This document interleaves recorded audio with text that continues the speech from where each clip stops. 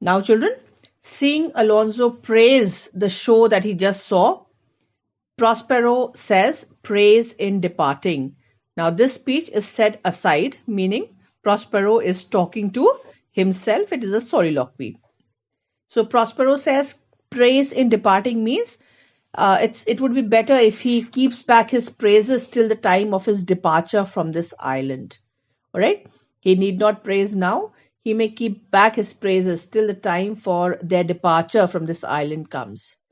Now, Francisco says they vanished strangely. That is, it was a very strange way they came, and now they have vanished in a strange manner.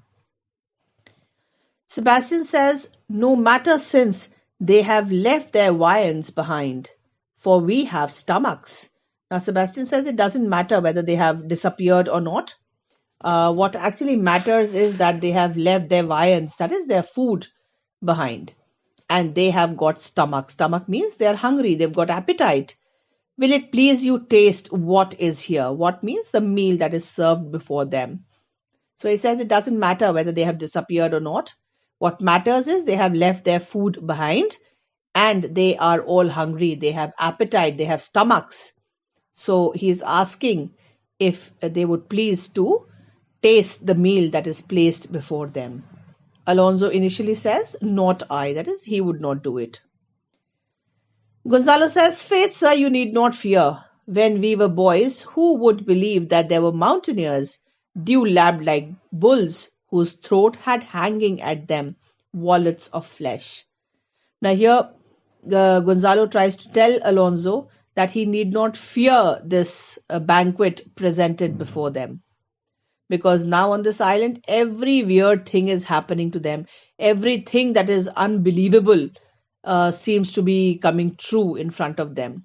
Something that they could not have imagined taking place is right in front of them now.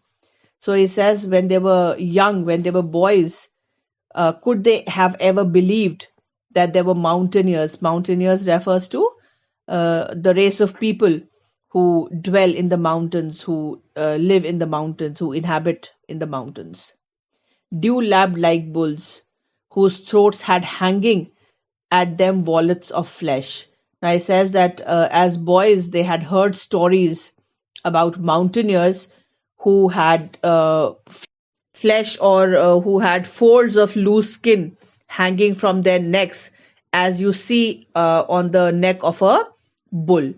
So he says that they had just heard stories about mountaineers who had dew-lapped like bulls, that is, folds of loose skin hanging from their necks, like you see in a bull, and whose throats had hanging at them wallets of flesh, masses of flesh they had hanging at their throats.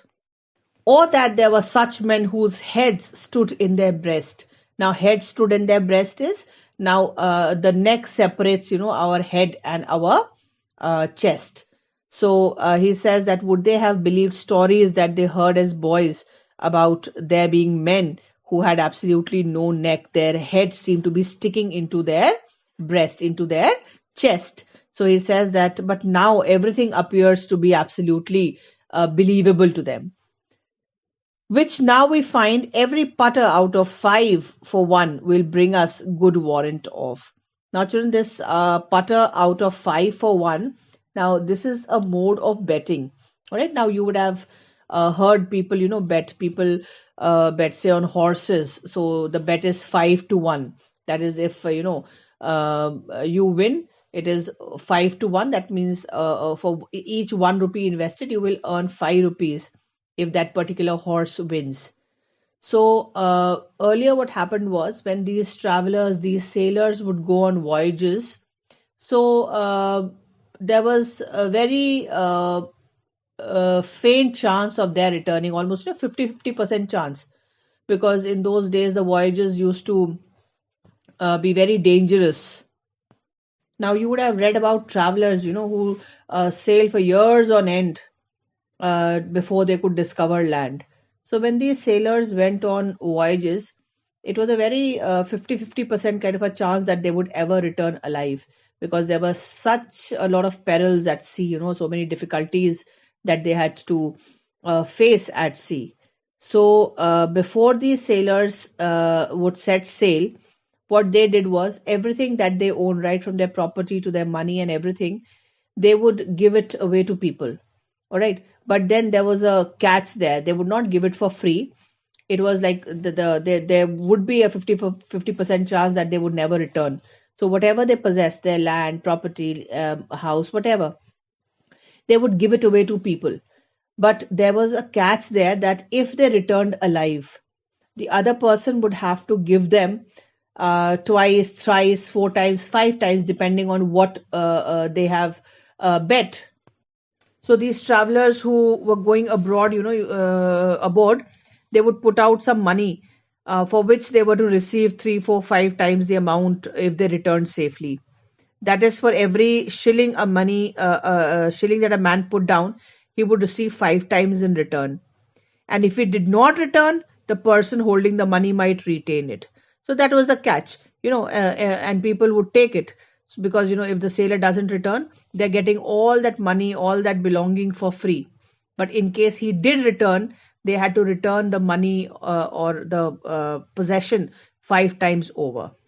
So what he is hinting at here is that nowadays such stories are supported with proofs and with evidences by every traveler who has traveled to foreign lands after investing his money in loans, yielding him high rates of interest. So, hearing what Gonzalo says, Alonso is quite convinced. So, he says, I will stand to and feed. Stand to is I will start, and feed means eat, although my last. Now, obviously, the strange shapes had brought this meal, this banquet, so it could be poisoned or something else. So he says that he will start and eat, even if this meal, this banquet proves to be his last. And why does he not bother? Because he says, no matter, since I feel the best is past. So he says it doesn't even bother him if this meal turns out to be his last meal, because he feels the best period of his life has already passed. Why passed? Because he was the king. Now he is on this deserted island, stranded alone. His son, his heir, is dead and gone, according to him. So the best period of his life, according to him, is already gone. Brother, my lord, the duke, stands to and do as we.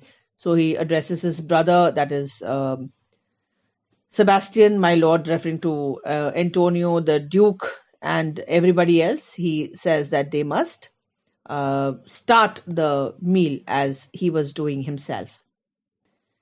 Now, children, just as they are about to begin eating, now this part that is given in the italics again is very important, and you will learn it as it is. If you're asked a question, what happens when they are about to start their meal or what follows next? So this entire thing has to be written as it is. First point is thunder and lightning. That is, immediately there is thunder and lightning. Next point, enter Ariel like harpy, claws his wings upon the table. So Ariel enters like a harpy now. He has now transformed himself into a harpy. Now, what is a harpy? I have already discussed in the introduction video. So it's body and wings of a bird and the head of a maiden. So claps his wings upon the table. So like an eagle flaps its wings. So like the bird claps with its wings. So harpy also claps with its wings upon the table, and immediately and with a quaint device the banquet vanishes. So quaint devices, very artfully, very beautifully, in a very quaint manner, the banquet vanishes. Vanishes means the entire banquet disappears from there. I would stop here for the present and begin the harpy speech in the next class. And I would also attach a short video to this particular explanation, so that whatever has been explained, you are able to visualize it more clearly in your minds. Thank you, children. God bless. What harmony is this? My good friend's harp? Marvelous sweet music. Thank you, such one of these. Oh, living drollery. If in Naples I should report report this now, would they believe me?